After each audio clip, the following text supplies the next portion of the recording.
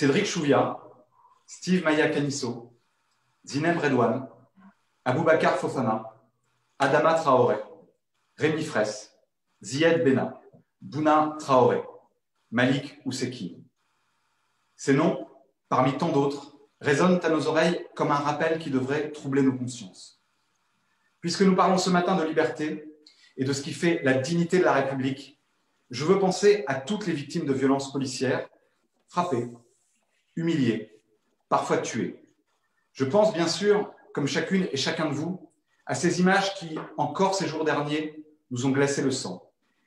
Chaque tir de LBD, chaque coup de poing ou de matraque, sans aucune justification de sûreté des populations ou des gardiens de la paix, chaque injure raciste ou contrôle aux faciès est une marque indélébile sur le pacte républicain. La République va mal, attaquée sans relâche par les obscurantismes, affaiblie depuis longtemps par le libéralisme, abîmée trop souvent par le macronisme.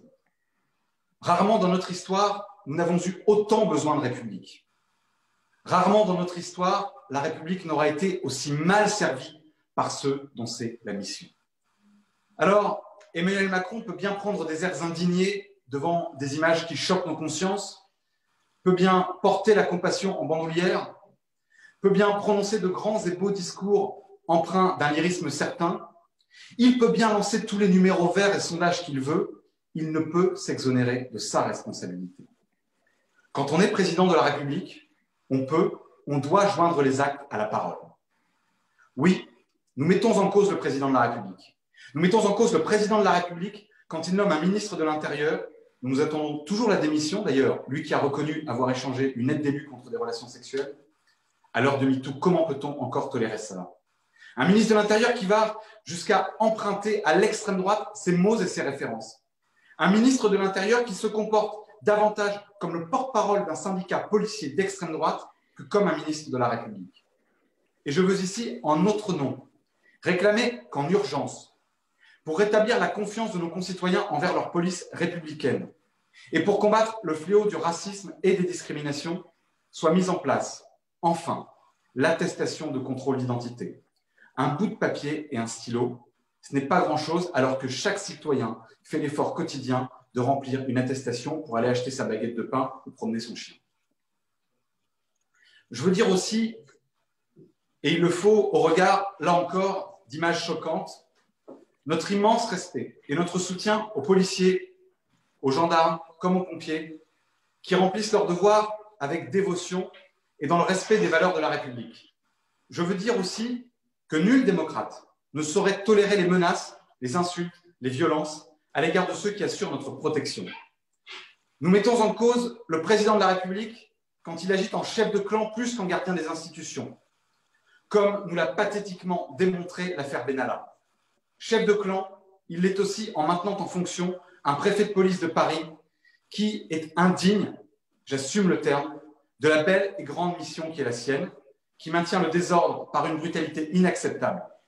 Cette doctrine, le mot est fort pour décrire une obsession compulsive de tension, est aussi une source de souffrance pour les policiers qui sont épuisés, soumis à une pression intenable et à un rôle qui n'est pas le leur.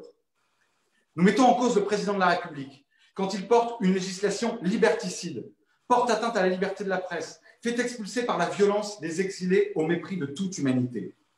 Et qu'on ne nous parle pas de simples dérives quand il s'agit en réalité de l'aboutissement logique d'un repli autoritaire et sécuritaire d'un pouvoir si régulièrement contesté. Nous mettons en cause le président de la République quand il trahit les millions de suffrages portés sur son nom uniquement pour faire barrage à l'extrême droite. Emmanuel Macron avait le devoir historique d'être le rempart. Il aura été la passerelle qui permet aujourd'hui à l'extrême droite de s'asseoir au pas de porte du pouvoir. L'extrême droite, ennemie par nature des libertés, de la liberté, l'extrême droite, elle est désormais l'objet d'un juteux business.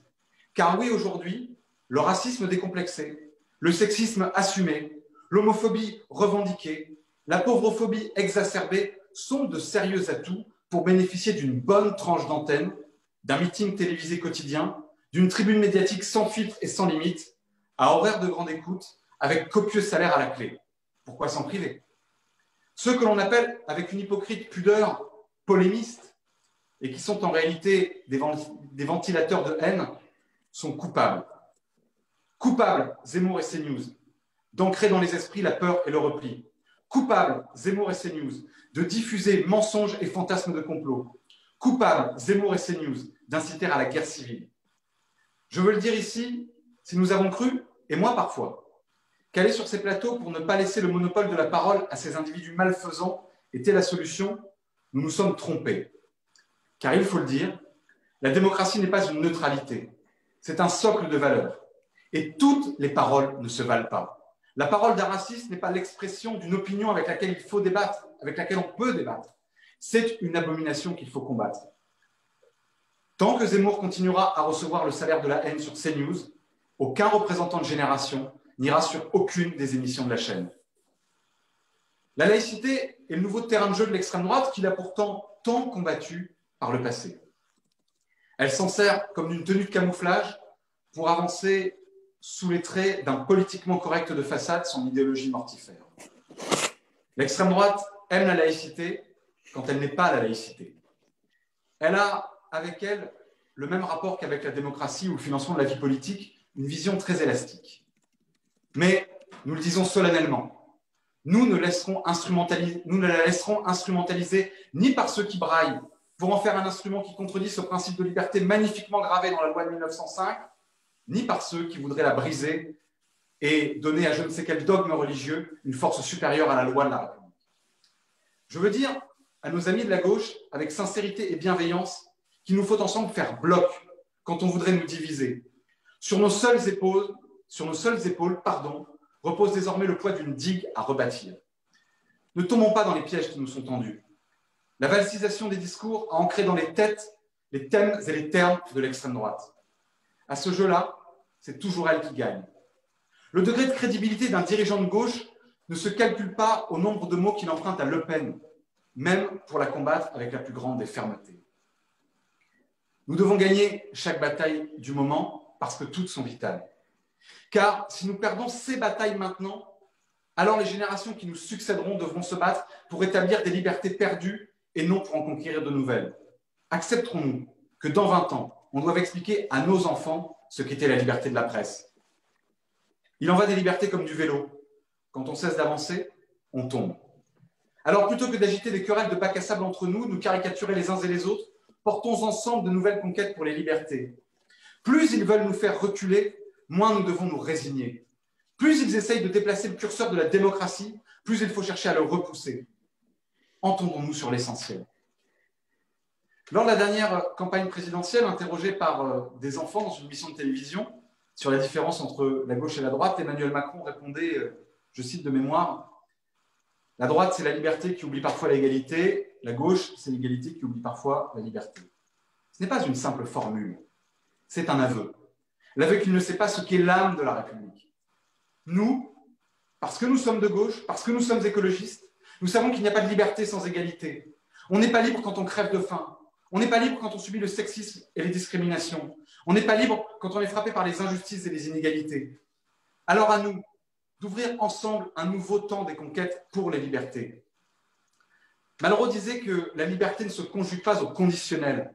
Alors conjuguons-la au futur, et si je puis faire cette référence à Génération, au futur désirable.